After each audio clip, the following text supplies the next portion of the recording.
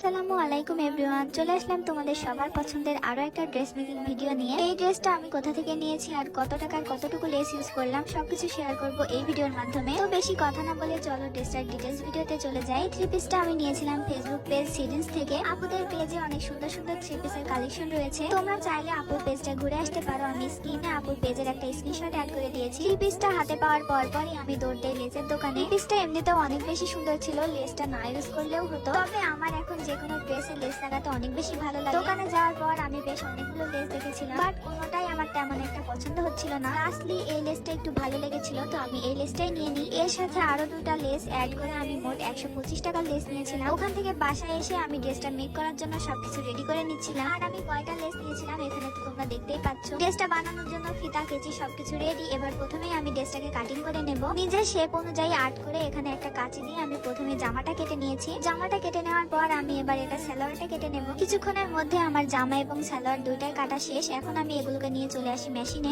একটু তেল ইউজ করে এবার আমি জামাটা বানানো শুরু করে দেই। জামাটার গলাতে আগে থেকেই অনেক বেশি কাজ করা, তো এটাতে আমি আর কিছু করব না, জাস্ট সিম্পলি রেখে দিব। আর আমি যে লেসগুলো নিয়েছিলাম এটা আমি প্রথমে আমার জামার হাতাতে লাগিয়ে নিচ্ছিলাম। একটা হাতা শেষ করার পর আমি হাতে দিয়ে দেখতেছিলাম এটা কেমন লাগতেছে। আর এই লেসটা আমি শুধুমাত্র জামার হাতাতে এবং নিচের পাটে অ্যাড করেছিলাম। পুরো জামাতে লেসটা সেট করার পর এবার আমি জামার আশেপাশে যেসব সেলাই ছিল ওগুলো কমপ্লিট করে নিচ্ছিলাম। তো এত অল্প কিছুক্ষণের মধ্যে আমার জামাটা পুরোপুরি বানানো শেষ। এবার আমি সালোয়ারটা বানিয়ে নেব। সালোয়ারটা নিচে লাগানোর জন্য আমি দুই ধরনের লেস নিয়েছিলাম। একদম নিচের দিকে আমি এই লেসটা লাগিয়ে নিয়েছি, তারই ঠিক 3 ইঞ্চি উপরে আমি আরো একটা লেস লাগিয়ে নিয়েছিলাম। সালোয়ারের দুইটা পায়েই আমি লেসগুলো সেট করে অন্যান্য যেসব সেলাই ছিল ওগুলো করে নিচ্ছিলাম। তো এই তো মাত্র 2 থেকে 3 ঘন্টার মধ্যে আমার জামা এবং সালোয়ার দুইটাই কমপ্লিট হয়ে গেছে। তো আর অপেক্ষা কিসের, চলো তোমাদের ফাইনাল লুকটা দেখিয়ে দিই।